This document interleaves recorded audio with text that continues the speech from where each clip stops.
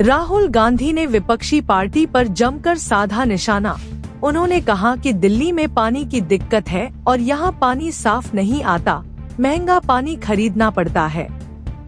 और साथ ही उन्होंने कहा कि बीजेपी और आरएसएस ने जनता को धर्म और जाति के नाम पर लड़ाने का काम किया है।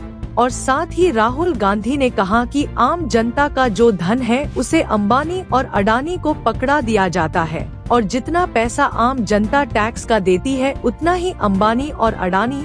राहुल गांधी ने युवाओं के रोजगार के लिए भी कहा है कि हिंदुस्तान के युवा को रोजगार नहीं मिल सकता, क्यों भारतीय जनता पार्टी सभी नौकरी खा गई।